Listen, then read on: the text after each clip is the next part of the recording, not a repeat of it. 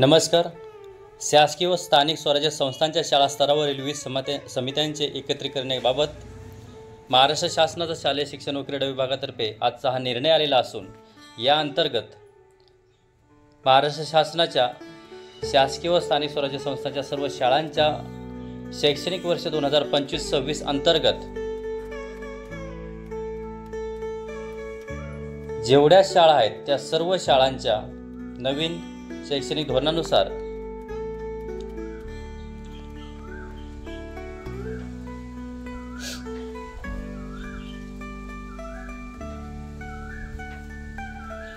सर्व समित्यांचे एकत्रीकरणाबाबतचा हा आजचा GR आलेला असून त्या अंतर्गत कोणकोणत्या समित्यांमध्ये कशा प्रकारे काम होणार आहे याबद्दल सदर व्हिडिओमध्ये आपण माहिती घेणार आहोत.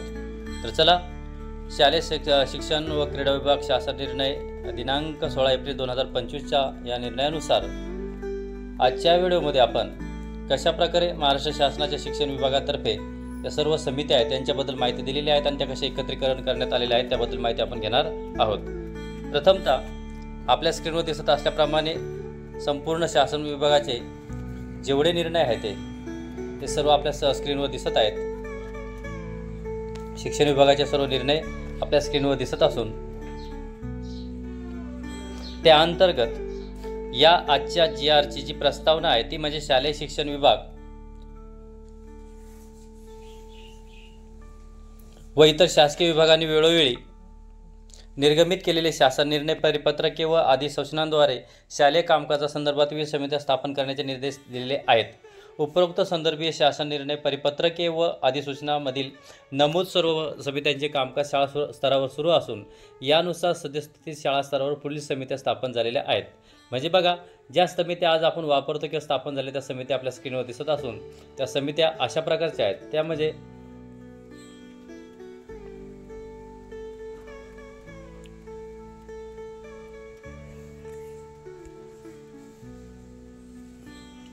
शाळा व्यवस्थापन समिती, परिवहन समिती, माता पालक संघ, तसेच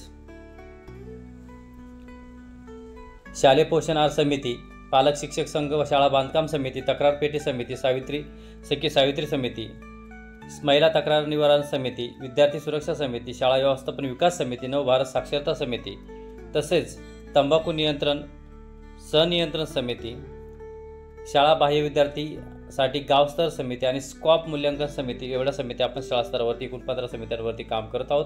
सध्या वर नमूद केलेल्या सर्व समित्यांपैकी काही समित्यांचे कामकाज आणि शाळा व्यवस्थापन समितीकडे असलेले कामकाज यांच्यात संबंध आढळून येत नसल्यामुळे असे शासनाचे निर्देशनात आलेले आहेत. तरी काही समित्यांमध्ये काही ठिकाणी पदांची व त्यामध्ये असलेल्या कार्याची द्विरुक्ती होत असल्याचे निदर्शनात येत आहे. तसेच काही समित्यांचे कामकाज शाळा व्यवस्थापन समितीद्वारे करण्यात यावे असे निर्देश आहेत. जसे शालेय पोषण आहार योजना, नवभारत साक्षरता समिती इत्यादी. वरील समित्यांचे एकत्रीकरण करून समित्यांची कमी संख्या केल्यास, म्हणजे बघा, शिक्षक बंधू आणि खास करून मुख्याध्यापक यांच्यासाठी सगळ्यात आनंदाची बातमी ही आहे ती म्हणजे एकत्रीकरण करून समित्यांची संख्या कमी केल्यास मुख्याध्यापक व शिक्षकांना, लक्षात ठेवा, मुख्याध्यापक व शिक्षकांना अध्यापनासाठी व शालेय कामकाजासाठी अधिकचा वेळ उपलब्ध होऊ शकणार आहे. याकरिता समित्यांची एकत्रीकरणाची बाब शासनाच्या विचाराधीन होती आणि म्हणून शासनाचा आजचा निर्णय अशा प्रकारे झालेला आहे. हे सर्व आपल्यासमोर स्क्रीनवर दिसत असल्याप्रमाणे शासनाचे विविध प्रकारचे रेफरन्स आहेत आणि त्या रेफरन्सनुसार आजच्या या शासन निर्णयानुसार शालेय शिक्षण विभागाच्या ह्या आदेशानुसार आपल्या परिवहन समिती, शालेय शिक्षण व क्रीडा शासन निर्णय संकीर्ण यानुसार गावस्तर समिती यांचे स्वतंत्र अस्तित्व रद्द करण्यात येत असून या शासन निर्णयाद्वारे स्थापन केलेल्या समितीचे विलीनीकरण खालीलप्रमाणे होत आहे. म्हणजे बघा, आता यापुढे ज्या समित्या असतील 2025-26 शैक्षणिक वर्ष 2025-26 पासून त्या अशा प्रकारच्या असतील. शाळा व्यवस्थापन समिती ही प्रमुख समिती आहेत. तिच्यामध्ये विलीन करण्यात आलेल्या समिती जी आहेत, विलीनीकरण केलेली जी समिती आहेत ती म्हणजे माता पालक संघ विलीनीकरण करण्यात आलं आहे. म्हणजे यापुढे माता पालक संघाचं जे काम आहे शाळा व्यवस्थापन समितीत चालेल. शालेय पोषण आहार समिती ही सुद्धा शाळा व्यवस्थापन समितीमध्येच विलीनीकरण करण्यात आलेली आहे. पालक शिक्षक संघ जी समिती होती ती सुद्धा शाळा व्यवस्थापन समितीचं विलीन करण्यात आलेलं आहे. नवभारत साक्षर समिती, तंबाखू नियंत्रण समिती आणि स्कॉप मूल्यांकन समिती, एकूण 6 समित्यांचं काम, या सर्व 6 समित्यांचं काम जे आहेत, या सर्व 6 समित्यांचं काम फक्त आणि फक्त शाळा व्यवस्थापन समितीमध्ये मर्ज करण्यात आलेले आहे, विलीनीकरण करण्यात आलेले आहे. हे सर्व शिक्षक बंधू आणि भगिनींनी याची नोंद घ्यायची, समाविष्ट विलीन करायच्या समित्या यात समाविष्ट करण्यात आलेल्या आहे. म्हणजे यापुढे शाळा व्यवस्थापन समितीमध्ये एकूण या सर्व समित्यांचा भार म्हणजे या सर्व समित्यांची चर्चा किंवा यांचं जे अजेंडा असेल, इतर गोष्टी चर्चा केलेल्या असतील तर सर्व याची नोंदी शाळा व्यवस्थापन समितीमध्ये असेल. त्या म्हणजे माता पालक संघ, शालेय पोषण आहार समिती, पालक शिक्षक संघ, 9-12 साक्षरता समिती, तंबाखू सहनियंत्रण समिती, स्कॉप मूल्यांकन समिती.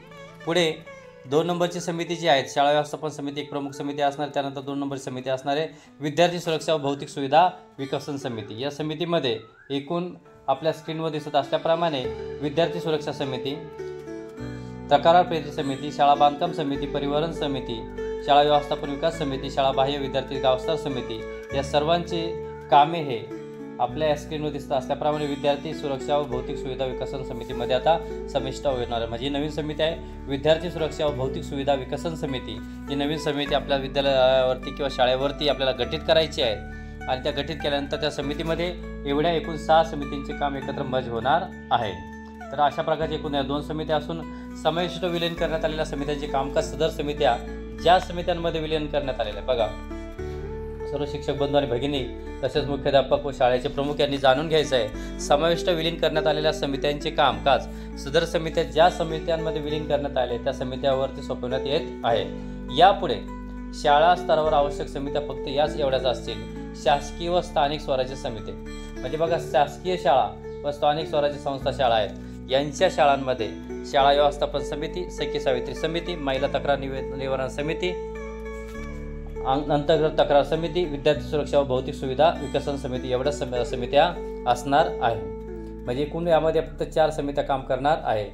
शाळा व्यवस्थापन समितीचं काम काय असणार आहे? बालकाचा मोफत व सक्तीचा शिक्षण अधिकार कायदा 2009 कलम 21 व महाराष्ट्र शासनाचा बालकांचा मोफत व सक्तीचा शिक्षण हक्क नियम 2011 मधील 13 नियम मधील नमूद केल्याप्रमाणे शाळा व्यवस्थापन समितीची रचना व कार्यकाळ येतील. तथापि उपरोक्त प्रमाणे 6 समितीच्या शाळा व्यवस्थापन समितीमध्ये विलीनीकरण केल्यामुळे शाळा व्यवस्थापन समितीची रचना व कार्य पुढीलप्रमाणे असेल.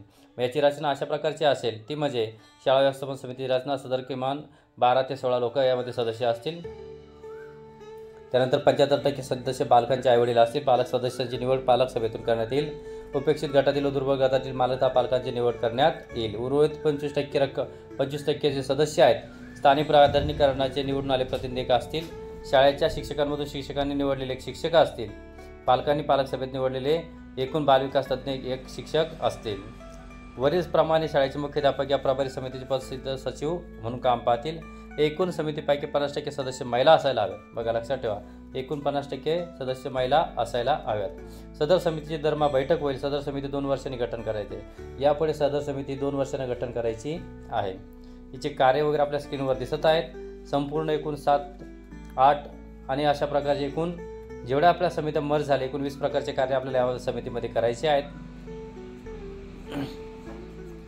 त्यानंतर सखी सावित्री समिती असणारे, महिला तक्रार निवारण समिती अंतर्गत तक्रार समिती असणारे, विद्यार्थी सुरक्षा व भौतिक विकासन समिती असणारे, त्यांचे सदस्य वगैरे सरपंच, नगरसेवक, स्थानिक प्राधिकरणाचे निवडून आले प्रतिनिधी, शाळेचे शिक्षक एक असतील, स्थानिक शिक्षण तज्ज्ञ असतील, आरोग्य सेविका, अंगणवाडी सेविका, ग्रामसेवक, पोलीस पाटील, डॉक्टर, वकील, माजी विद्यार्थी, पालक, व्यवसाय क्षेत्रातील व्यक्ती आणि मुख्याध्यापक सर्व असतील. त्यानंतर निमंत्रित सदस्य म्हणून क्षेत्राचा वाहतूक निरीक्षक, पोलीस निरीक्षक, बस कंत्राटदाराचा प्रतिनिधीसुद्धा असू शकतो. अशा प्रकारच्या समिती आपल्याला यावर्षी गठीत करायच्या आहेत. आणि शैक्षणिक वर्ष 2024-25 मध्ये ज्या समित्या होत्या त्या समित्या सर्व आता विलीनीकरण होऊन शासकीय व स्थानिक स्वराज्य संस्थाच्या जेवढ्या शाळा आहेत यांच्यामध्ये फक्त या वर्षापासून फक्त 4च समित्या असतील. त्या 4 समित्यांमध्ये सर्व कार्य चालणार. त्या समित्या म्हणजे शाळा व्यवस्थापन समिती, सखी सावित्री समिती, महिला तक्रार निवारण समिती, अंतर्गत तक्रार समिती, विद्यार्थी सुरक्षा भौतिक विकसन समिती. अशाच प्रकारच्या शैक्षणिक व सामाजिक व करिअर गायडन्स व विविध प्रकारच्या